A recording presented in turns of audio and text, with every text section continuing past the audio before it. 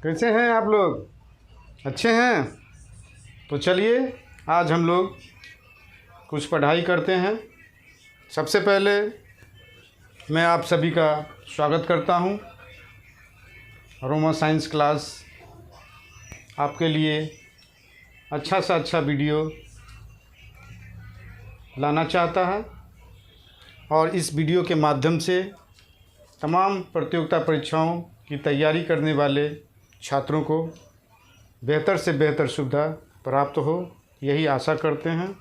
यह वीडियो खास करके अभी एएनएम बिहार प्रतियोगिता परीक्षा को देखते हुए बनाया गया है और यह वीडियो इस तरह का वीडियो कंटिन्यू रहेगा, तब तक कंटिन्यू रहेगा, जारी रहेगा जब तक कि एएनएम का प्रतियोगिता परीक्षा आयोजित ना हो जाए। तो चलिए हम लोग चलते हैं। सबसे पहले हम लोग चलते हैं स्प्लीन के बारे में पढ़ते हैं। स्प्लीन को हिंदी में प्लीहा या तिल्ली कहते हैं। स्प्लीन को क्या कहते हैं? प्लीहा या तिल्ली।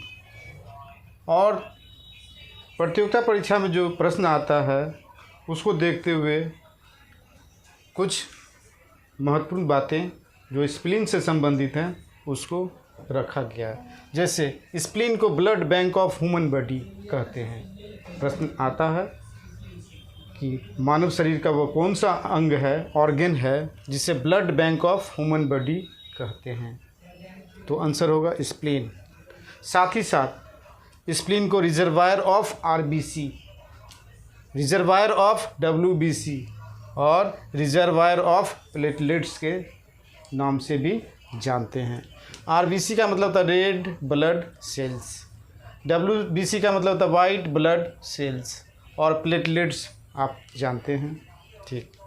दूसरी बात यह है कि स्प्लीन को हम ग्रेव यार्ड ऑफ आरबीसी भी कहते हैं।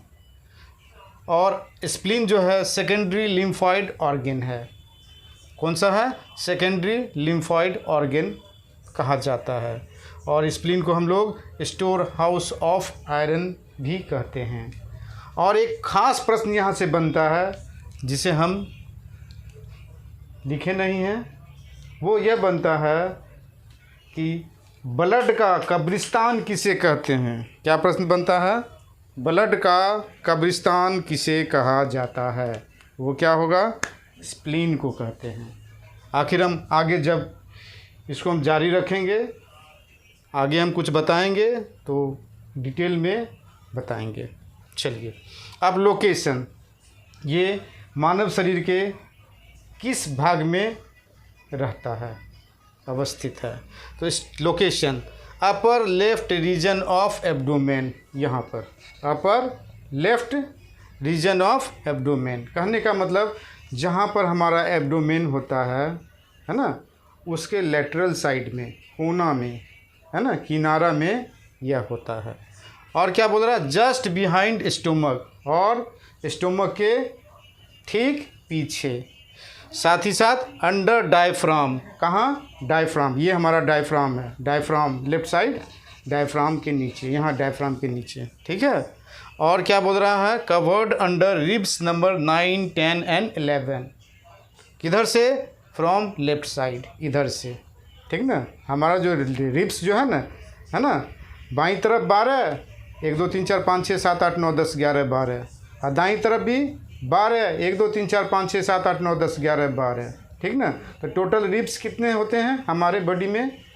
24, जो हम दूसरी भाषा में क्या बोलते हैं? 12 पेयर्स। ठीक है। तो हम इसका भी चर्चा करेंगे, रिब्स के बारे में भी चर्चा करेंगे। अब देखिए साइज के बारे में हम लोग जानते हैं। इसका साइज होता है फिस्ड शेप्ड, फिस्ड से मुट्ठी की तरह, इस तरह होता है, इस तरह होता है, ठीक इस तरह होता है। और हम दूसरी भाषा में बोल सकते हैं बीन शेप्ड ऑर्गन। स्प्लीन कैसा ऑर्गन है? बीन शेप्ड ऑर्गन है। अगर हम नहीं याद कर पाते हैं इस बात को तो हम क्या बोलेंगे? मुट्ठी की तरह। कैसा? मुट्ठी की तरह, इस तरह का ऑर्गन है। ठीक है। हाँ, तो हम अगला आगे चलते हैं। स्प्लीन का साइज ऑफ स्प्लीन। एक हेल्दी एडल्ट का स्प्लीन जो होता है, तिल्ली जो होता है, वो 4 से 5 इंचेस तक लंबा होता है। कितना? 4 से 5 इंचेस लंबा होता है। कहने का मतलब 12 सेंटीमीटर लॉन्ग होता है। और 3 इंचेस जो होता है वो चौड़ा होता है, वाइड होता है। कहने का मतलब 7 सेंटीमीटर। और 1 से 1.5 इंचेस ठीक होता है, मोटा होता है, अर्थात 3 सेंटीमीटर। चलिए, स्प्लीन का वेट जो होता है, वज़न जो होता है 7 औंस होता है, जिसको हम दूसरी भाषा में बोल सकते हैं 150 से 200 ग्राम वेट होता है। Spleen originates from mesoderm layer. Spleen mesoderm layer से ऑरिजिनेट होता है, आता है, उत्पत्ति होता है। ठीक है, एक अच्छा सा फॉर्मूला हम आपको बताते हैं। हाँ, उस फॉर्मूला को आप लोग याद कर लीजिएगा तो भूलिएगा बिल्कुल नहीं। फॉर्मूला देखिए क्या है, हम यहाँ थोड़ा सा हटा लेते हैं। फॉर्मूला क्या नाम है? फॉर्मूला, सूत्र क्या है? सूत्र क्या सूत्र है? 1 × 3 × 5 × 7 × 9 × 11। ठीक है, ये सूत्र है। अब देखिए, ये क्या है? एक क्या है? इंच। ये क्या होगा? थिकनेस। क्या होगा? थिकनेस, मोटाई। और 3 इंच क्या होगा? वाइड, चौड़ा। और 5 इंच क्या होगा? लॉन्ग। क्या होगा? लॉन्ग। और ये 7 क्या है? Ounce, wait. 7 क्या हो गया? वेट। वेट कितना हो गया? 7 औंस। ठीक है। अब 9 क्या है और 10 क्या है? 9, 10, 11 क्या बताए थे? तो 9 क्या है? Ribs number. क्या है? रिब्स नंबर क्या है? 9, 10 एंड 11। इधर from left side, from left side. ठीक है, हो गया। लेफ्ट साइड का जो 9, 10 और 11 जो रिब्स है, जस्ट उसके पीछे स्प्लीन है। तो ये फॉर्मूला याद रखिएगा। 1 × 3 × 5 × 7 × 9 × 11। 1 इंच क्या हो गया? थिकनेस। 3 इंच वाइड हो गया, चौड़ा। अब 5 इंच लंबा हो गया। और 7 क्या है? औंस, वेट हो गया, जिसको हम 150 से 200 ग्राम निकालते हैं, बताते हैं। और 9 क्या हो गया? 9 रिब्स नंबर और 11 रिब नंबर। तो देखिए 9, 10, 11 लेफ्ट साइड का जो रिब्स जो है 9, 10, 11, जस्ट उसके पीछे हमारा स्प्लीन है। और 10 नंबर जो रिब्स है उसके सामने सामने क्या है? स्प्लीन का एक्सिस है। क्या है? अक्ष। स्प्लीन का क्या आता है? अक्ष आता है। ठीक है, तो हम रिब्स के बारे में भी आपको क्लियर करेंगे। ठीक है, ठीक है। हमने स्प्लीन के बारे में आपको बताया, प्लीहा के बारे में, कि प्लीहा बाईं साइड रिब्स नंबर 9, 10, 11 के ठीक पीछे, मतलब स्प्लीन रिब्स नंबर 9, 10, 11 से कवर्ड है। ठीक है, चलिए हम रिब्स के बारे में थोड़ा सा जानकारी ले लेते हैं। टोटल रिब्स इन ह्यूमंस, है ना, हम लोगों के शरीर में, बॉडी में टोटल नंबर्स ऑफ रिब्स कितने हैं? 24 हैं, जिन्हें हम लोग 12 पेयर्स बोलते हैं, 12 जोड़े बोलते हैं। ठीक है, 12 लेफ्ट साइड में है, इस साइड। ठीक है, और 12 राइट साइड। गिनती 1, 2, 3, 4, 5, 6, 7, 8, 9, 10, 11, 12 लेफ्ट साइड से, राइट साइड से 1, 2, 3, 4, 5, 6, 7, 8, 9, 10, 11, 12। ओके, ठीक है। टोटल रिब्स इन रैबिट, रैबिट में भी कितने हैं? 12 जोड़े। चलिए हम क्लासिफिकेशन करते हैं रिब्स का, किसके अंतर्गत? 3 ग्रुप्स के अंतर्गत, 3 वर्गों के अंतर्गत हम लोग इसका रिब्स का वर्गीकरण करते हैं। किस नज़रिया से? तो अटैचमेंट टू स्टर्नम, स्टर्नम के नज़रिया से, उसके अटैचमेंट से। पहला ग्रुप 1 है जिसको हम लोग क्या कहते हैं? True ribs, true ribs.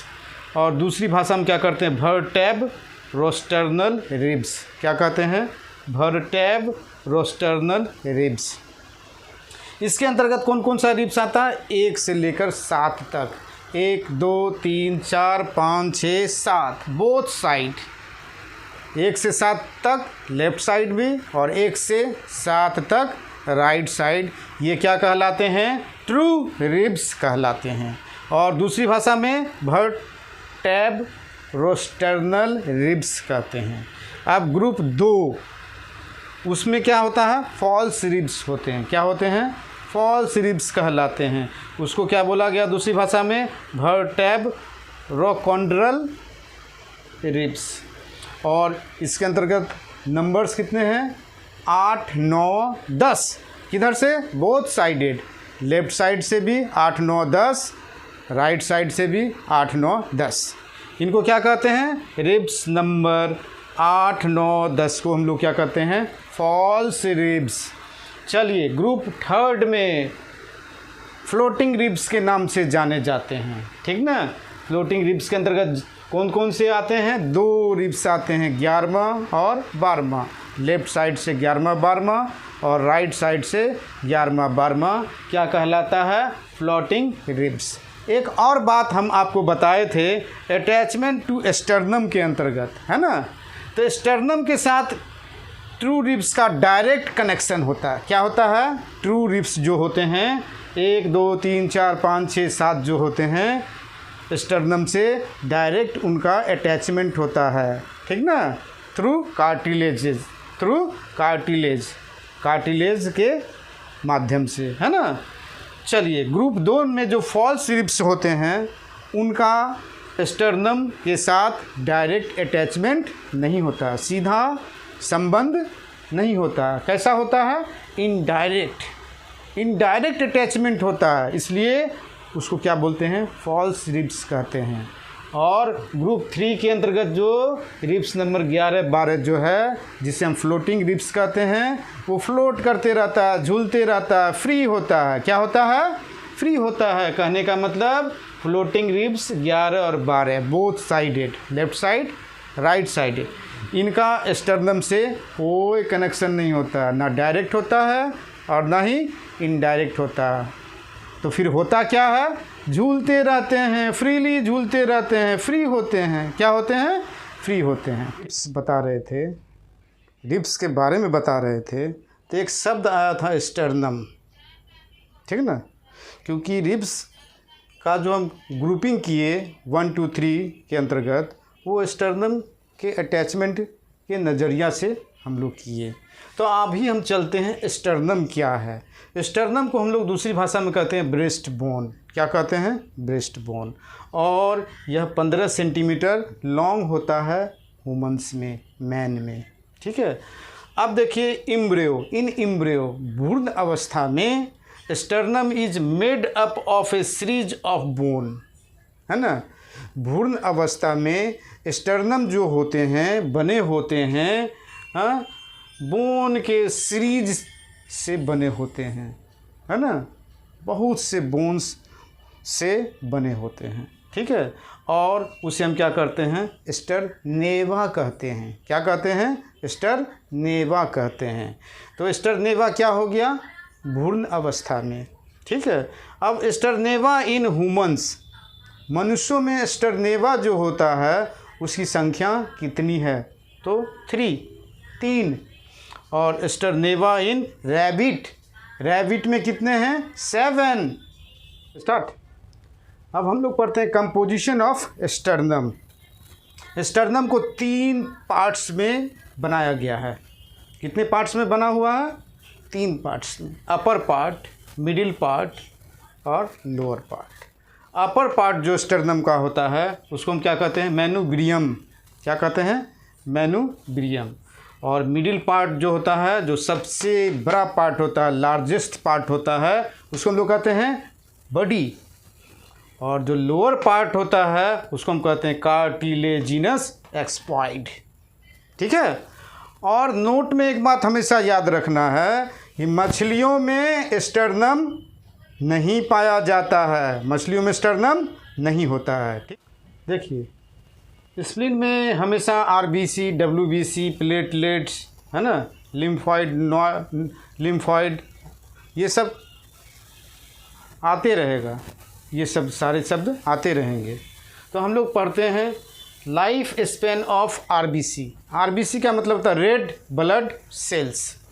इसका क्या होता है, 20 दिन से 120 दिन, ठीक ना, 20 days to 120 days, maximum 120 days.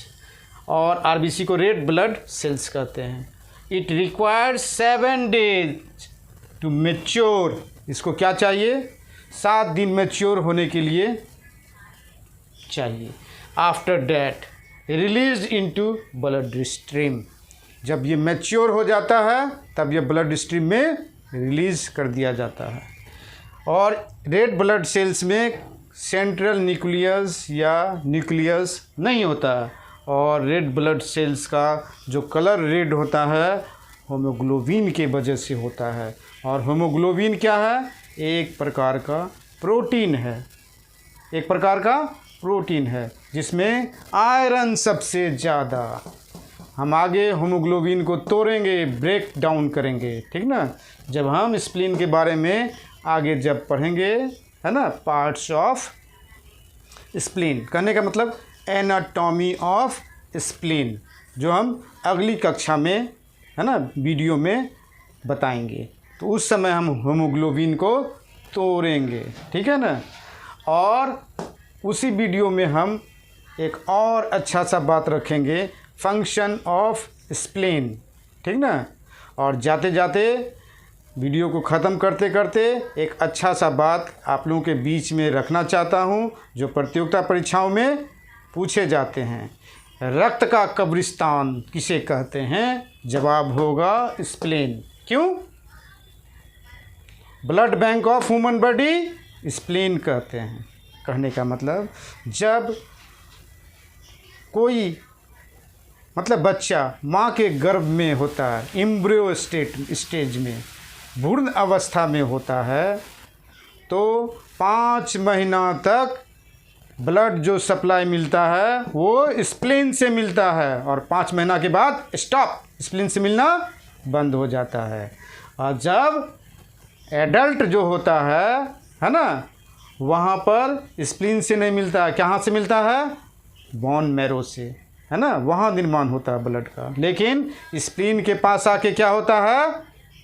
RBC का हत्या होता है, उसे डिस्ट्रॉय किया जाता है, ठीक ना। इसलिए स्प्लीन को हम लोग आरबीसी का कब्रिस्तान भी कहते हैं, ठीक है। आज यहीं तक, हम लोग आगे इसको कंटिन्यू रखेंगे सेकंड वीडियो में, ठीक है। और ये वीडियो अच्छा लगे शेयर कीजिए, लाइक कीजिए, कमेंट्स दीजिए। कुछ सुधार करवाना चाहते हैं तो सुधार अपना दीजिए, जिससे कि इसको और निखारा जा सके, इम्प्रूव किया जा सके, ठीक है ना। और दोस्तों तक पहुंचाएं।